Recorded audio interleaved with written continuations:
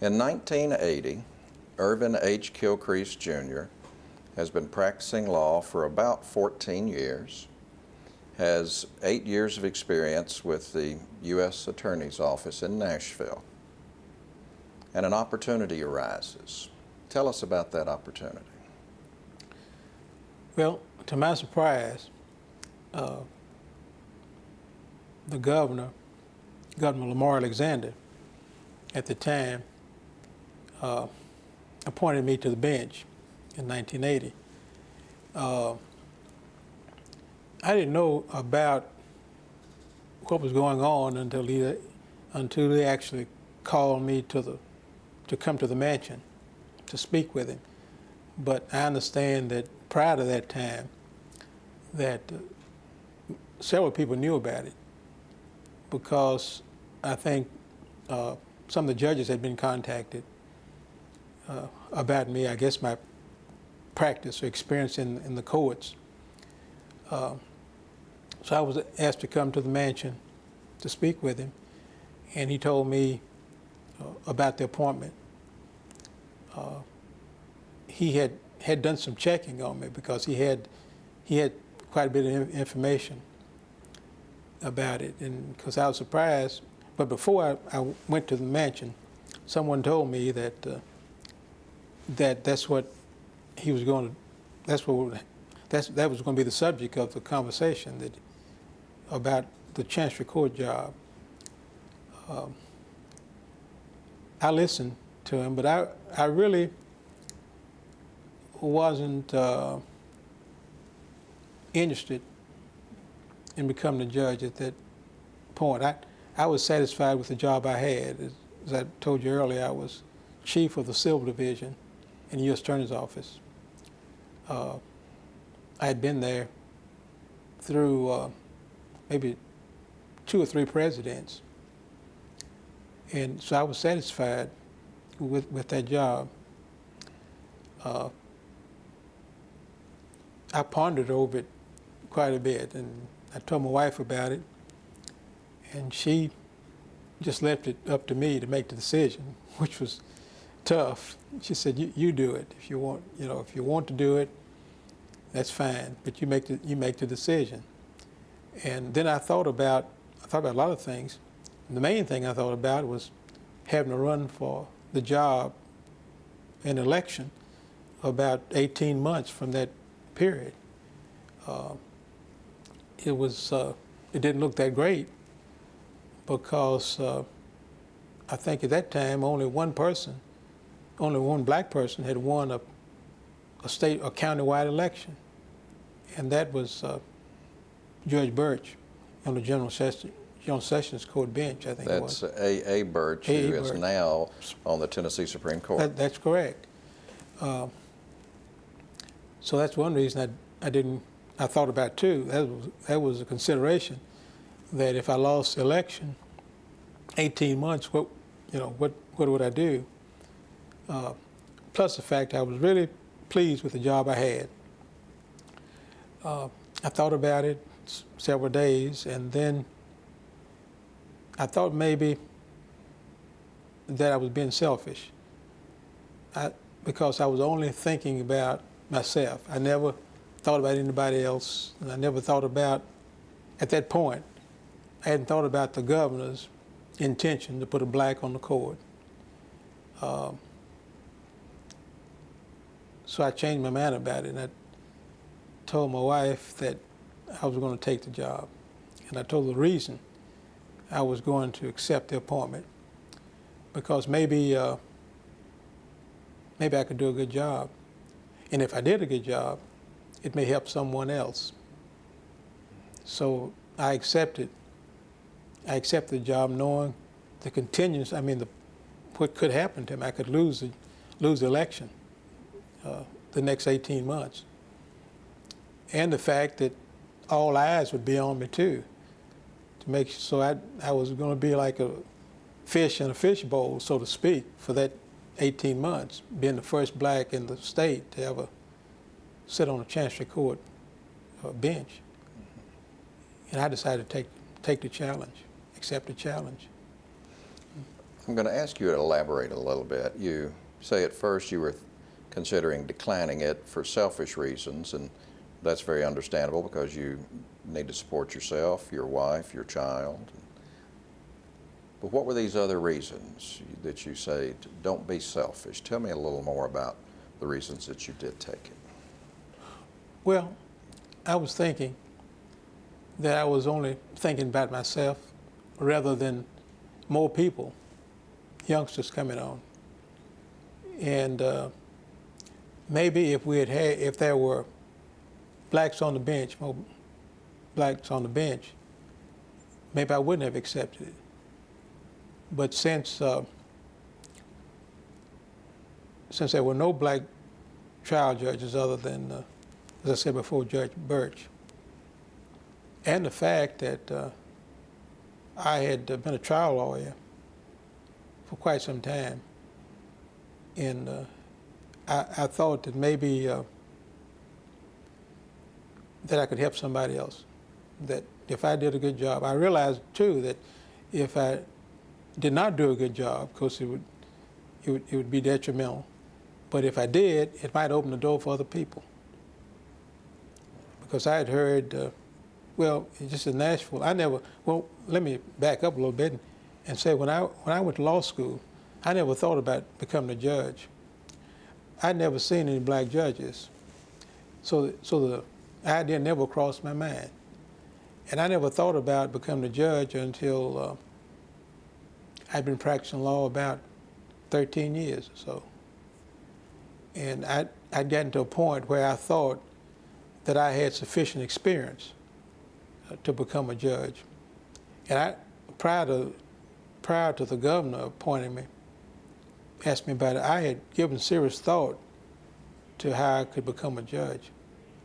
And I started out in the federal system, trying to become a judge.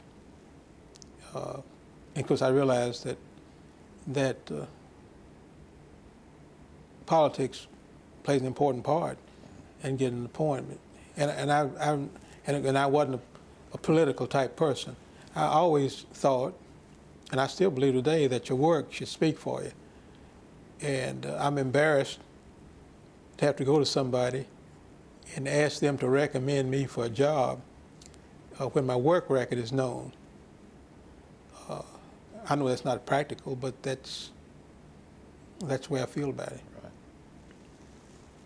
If you'd stayed in the federal system and received a judicial appointment, you would not have faced the vote of the public. That's right. Was that one of your major concerns of taking the chancery seat? Facing a Republican? No, facing the vote of the public. Oh, facing standing for election in 18 months. Yes, that was one of the negatives that I thought. I thought it'd be very difficult for me to win an election in Davidson County. Based on first place, there was no track record, so to speak, or no experience. If I had something to gauge it, I could, but there were so many unknowns about me running countywide that I thought at one time I'd just stay where I was. And you had not been active in any political party. No, I had not. What was it like the day you took the oath as chancellor? Well, it really didn't. When I took the oath, I didn't have a lot of feeling. I was confident I could do the job. That was one thing. I sort of examined myself and thought I could do the job. And once I'd made the decision to accept it, I was pleased, very pleased, and happy about it. Did you have any emotions the first time someone looked at you and said, "Good morning, Chancellor," or "Good morning, Judge Kilcrease," or "Hello, Chancellor"? It was hard. It was hard being a judge and altogether different from being a lawyer. And one thing I missed was my lawyer associates. They started backing off from me when I became a judge because they didn't know. lawyers do that. It's not the judge. You know, I want to speak with them and all that, but because now you're a judge, you know, we're supposed to be careful about what we say, and that was one thing. And I miss that now. I miss the lawyers, you know, having lunch with them and sitting around talking, and I can't do that now in every situation because many times lawyers have cases pending before me. If somebody views me or sees me eating lunch with a lawyer, the next time they're in the case, and somebody said, well, this is luncheon buddy, you know, that type thing. So I'd be careful about that, and that's one thing I miss, being on the bench. But 20 years later, in 2003, you still go to Satsuma occasionally and sit at what I'll call the singles table, where there's 8 seats, and if it's an empty seat, you can just sit down and join in on whatever silly conversation's going on, and most of the people at that table are lawyers. That's right. And that's a place where the lawyers, it seems to be an excuse there. They'll excuse you for eating at the so-called men's table each day, and I enjoy going there. They'll talk about any issue in the public eye that day, but they know not to discuss a case that you're involved in. Isn't that fair? That's true. That's the rule. They will not do that. They will not talk about a case if they know I'm involved in it. Good. 1980, you take the oath, you're the chancellor, you start holding court. You're wearing this attractive robe that you've normally watched someone else wear. What's it like being the judge the first month, 2 or 3 months? Well, you're very cautious, very sensitive about the case you're trying. That is, you want to make sure that you make the right decisions, you make the right calls on evidence. You want to make sure that you understand the issues in the case. Those are the main things, and after a while you get more experience, you do those same things, but you don't think about them as much, as seriously as you do when you're a new judge on the bench. And a lot of things are new, handling witnesses. Sometimes you have witnesses that are would not cooperate or something like that. You have problems. If you're new, you have to figure out a way how to handle those things. Is it fair to say that sometimes the legal issues are a whole lot easier than hurting the lawyers and the witnesses and the litigants? The issues are easier. Well, I think dealing with the issues, yes. Dealing with the issues are not as difficult as dealing with lawyers and witnesses. That's true. Is it like herding grasshoppers at times? That's a saying I like to use occasionally. It's just hard to get them all jumping in the right direction at the right time. Well, that's true. And sometimes you don't get that until maybe the second or third day of trial. You have been, let's talk about your re-election. You've served as a chancellor for about a year, and it's time to start thinking about, oh my goodness, I need to face a possible contested election. How do you address that? Well, I started hearing that I was going to have an opponent several months before the qualifying date. I heard that I was going to have an opponent, and some people told me, well, they'll probably go away before the election, before qualifying date, that you won't, and you will probably won't have any opposition. I never believed that. I thought I'd have opposition from day one, and that was a correct assumption because I did. And I realized earlier that I didn't know how to run a campaign. And I started trying to find out how to run a campaign, talking to people. I went to a seminar on campaign organization, which was very helpful.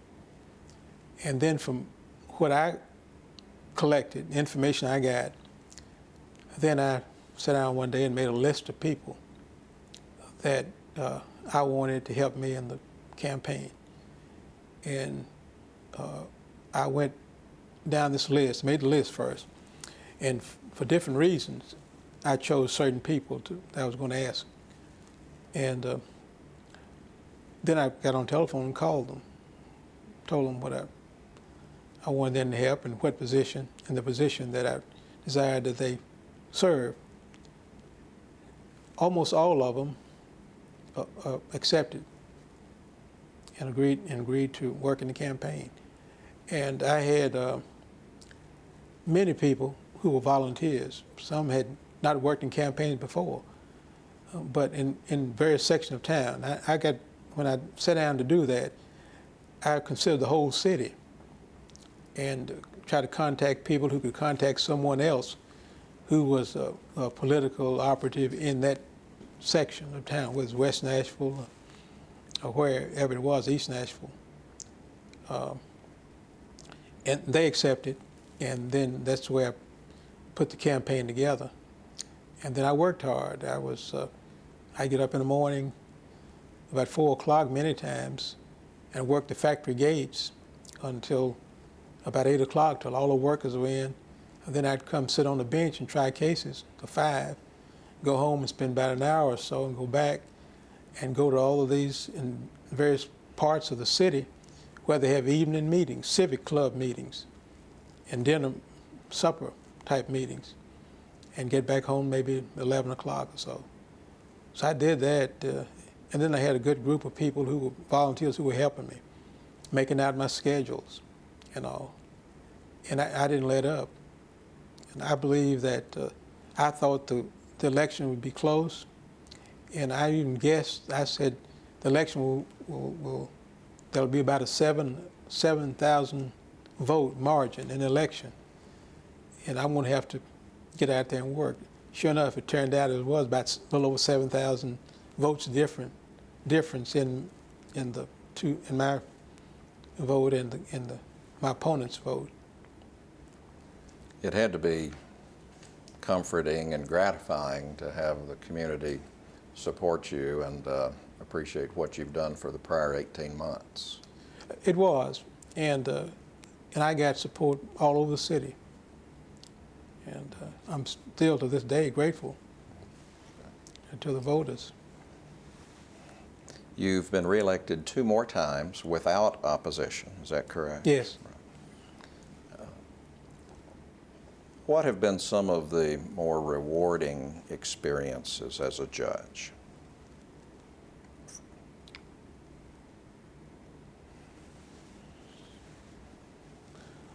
Settling major disputes where the public at large has an interest, such as health care cases, constitutional issues,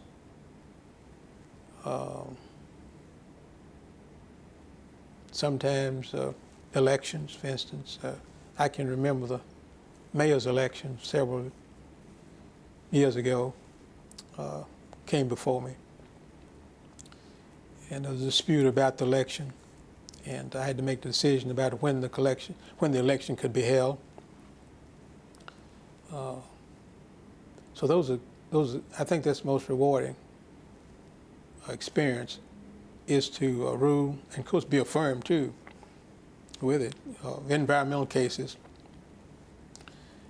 in my judgment, are important cases, as many other cases are important. Dealing with those kinds of cases, making the decisions in the public interest. All of those cases I just mentioned are in the public interest. And to see what happens at the end when they go through the appellate courts. If you had to list a short list, which cases do you believe are the more significant cases that you have presided over?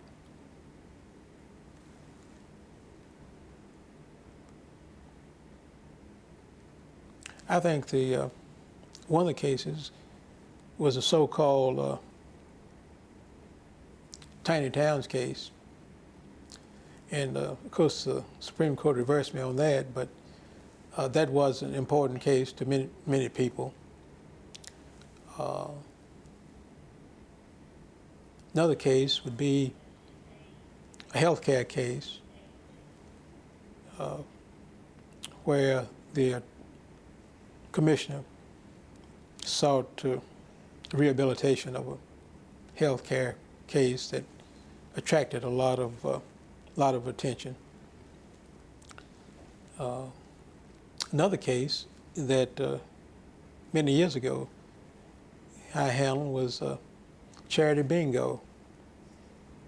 Charity bingo was, I ruled that it was, the statute was unconstitutional. Is one case, and there are a number of others, and I can't. So could you be deemed the forefather of the Tennessee lottery? I just wonder. I can't think of any specific case. I've had maybe a couple of cases go to the U.S. Supreme Court. One case was a voting case involved with passing out of voting materials within 100 feet of the polling place.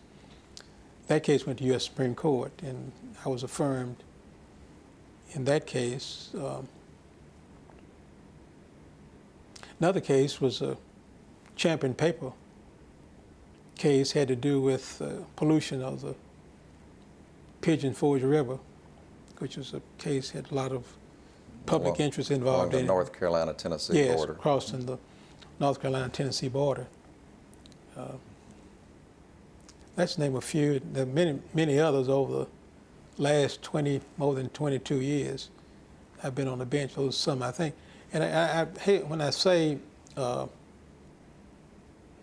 name these cases. I do so with the idea that all cases are important to the litigants. There may be a case of a note, a debt, or maybe a driveway that's two people are fighting over. But that's an important case to them. It's just important as some of the other cases that I mentioned. It's like saying there's no such thing as minor surgery if you're the patient. That's correct. If it's That's your the way it case, is in it's court. And that's the way important. I treat cases in court. You are highly respected by your colleagues across the state of Tennessee, and I'm sure beyond. You have served as president of the Tennessee Judicial Conference. You were elected by all of the judges, criminal, circuit, chancery, appellate, Supreme Court judges to that post. What was that like? That's correct. What was that like, being the president of the Tennessee Judicial Conference? Well, it was really, it was something that I never dreamed would happen. I was surprised when I was called to see if I would accept the nomination. I'd worked in the conference and various committees and all. And I only missed, I think, maybe one judicial conference the whole time, and I was on court business then, I think, in June. But it was, I felt real good about it because these were judges that I've known over the years, many of them, and in my judgment, they were outstanding judges. And for them to think that I should serve as president of the conference was quite an honor, and I'll always be grateful to them for it. I have, on more than one occasion in meetings with our colleagues, referred to you as the gentle giant because you are always so gracious and quiet, and you seldom speak up, but when you do, it's important. Most lawyers and judges who are interviewed for 2.5 hours would have volunteered, well, I was president of this, or what have you. You have not mentioned, and it's not your nature to do so, that you were the presiding judge of the Tennessee Court of the Judiciary, presiding judge of the Davidson County Trial Courts. You were on the board of directors of the Luby Napier Bar Association and received their Lifetime Achievement Award. You received award for outstanding contributions to the U.S. Department of Justice by the United States Attorney General. You've been president of the Federal Bar Association of the Nashville chapter. You were the Federal Employee of the Year in 1973. You were Grand Master of the Masonic Grand Lodge. You've done a lot for a young man who had to walk 2 miles to school and had to use used, borrowed, and tattered books. If you had to say just a few words about your life experience, what would you say?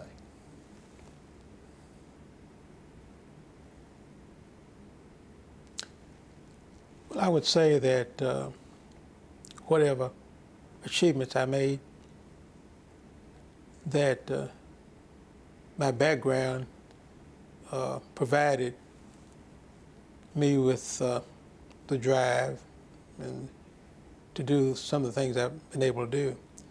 I think without the poverty and without the racial discrimination, that maybe I wouldn't felt that I should try to do something better than the average person. With that statement, we'll conclude our interview of Irvin H. Kilcrease, Jr. Thank you. Thank you.